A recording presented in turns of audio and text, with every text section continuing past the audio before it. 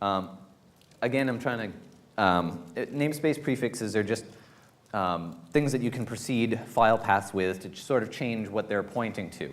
And you use this because the things you're pointing to are really devices, or they don't exactly exist on the local file system, or because they have names which violate the normal restrictions.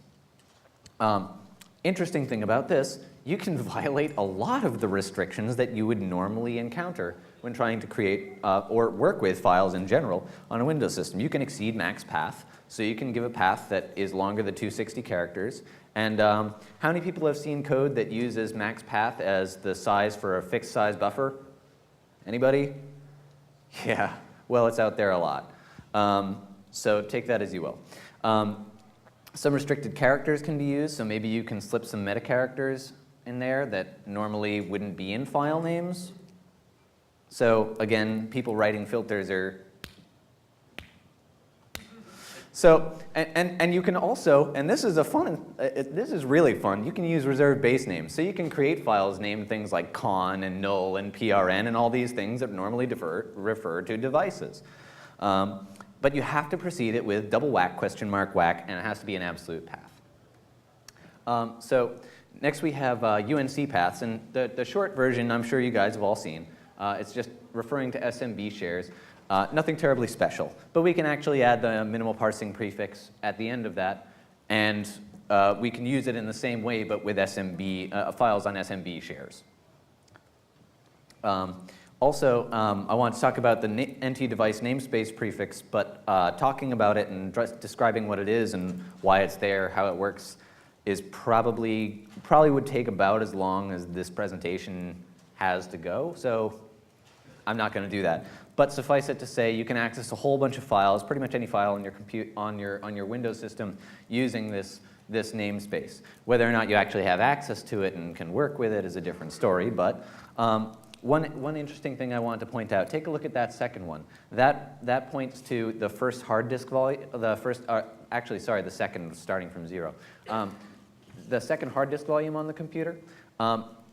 So we're able to access hard disk volumes using this prefix. And this looks completely different from what you would expect C:/ to look like, but it might actually be identical.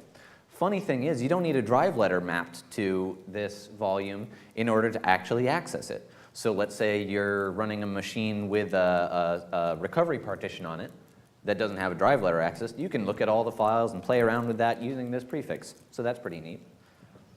And if you want to play around with this namespace, you can get winobj from sysinternals. This one is pretty obvious. If we can trick a machine into taking an SMB share, and maybe it'll be looking for, maybe it'll be looking for a normal, a short UNC path. I mean, they both start with double whack, so it's a little bit unlikely that you get this through with long UNC, but I don't know. Maybe there's some scenario out there. But we can, where an application would take a file name normally, the application usually is not going to be handling the retrieving the file. It's going to leave that up to the operating system. And so Windows will very happily go out and get a file on an SMB share, but the application just assumes it's a local file. Oops. So another neat thing, just that something I mentioned earlier, we can this is related, a lot of this stuff can be used for directory traversal, because all of these paths theoretically point to C:/ on the local machine, but they're all fairly different, as you can see.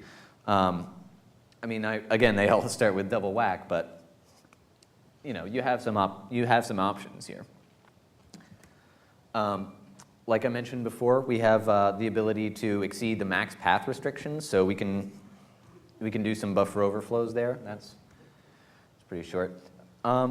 Now, imagine that you're a Windows system administrator, and somebody uses the minimal parsing prefix that I mentioned earlier to create a file named con on your system, and you discover this, and you go, what the hell is this?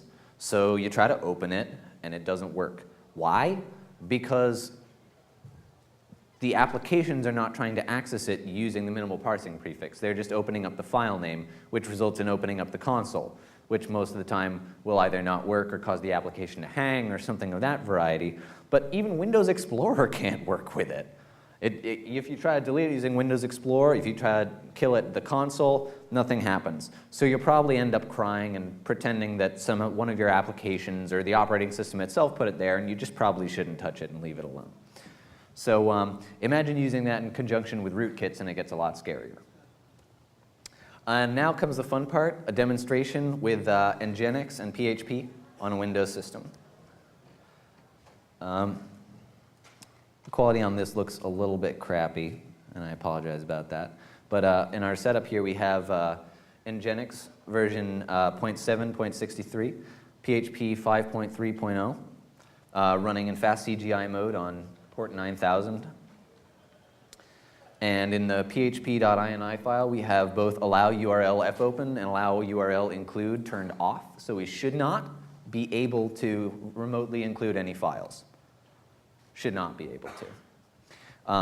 And we have ourselves a little PHP backdoor, just something very simple that just runs the system command with a get variable. And we have that sitting on a file share named backdoor. So keep that in mind. And with that said, let's actually dive into the cool stuff. So set up a little web application here. So I've got a file upload script and an include script, but we want to make sure we've got a exploitable situation here. So we verified it's an old version of Nginx by producing an error. And we go to this include file script, and it says, haha, you can't see the source code, and doesn't do anything. And truly, we can't see the source code. But let's check and see that this is a Windows system by requesting the 8.3 alias instead. And it works. So we know we're on a Windows system. So knowing that we're running an old version of Nginx and that we're on Windows allows us to tack a space on, and all of a sudden it's not a .php, it's a .php space. So yes, we can see the source code now. And we're just including a file from a get variable called include file. So that's fun.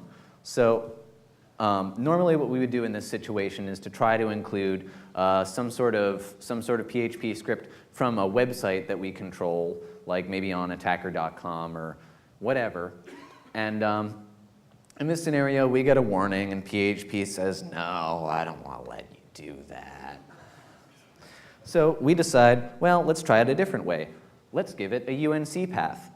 Now, if you look in the PHP documentation, it says that these UNC paths are part of the local file system. No, no. So we have remote command execution now, even though we are including a file remotely, and even though the security options are set to disable this sort of thing. Oops. So let's try something else. We've got remote code execution, but let's be thorough here. So we've got a file upload script. Let's upload a PHP script and see if it works. It doesn't work.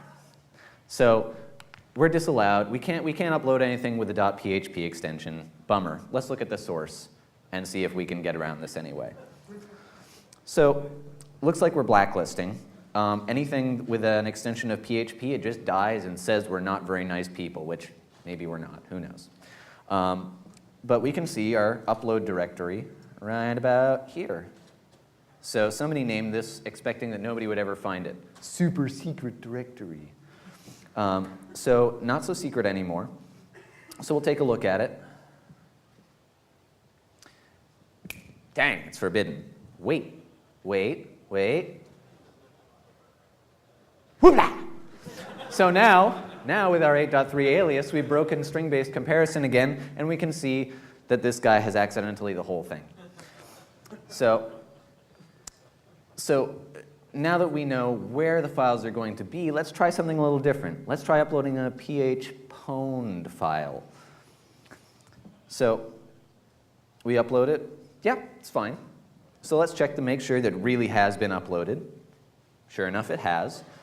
And trying to access it normally doesn't work, but what's the first 3 letters of phpwned? Yeah? So now it's a PHP file. And guess what we've got? remote command execution.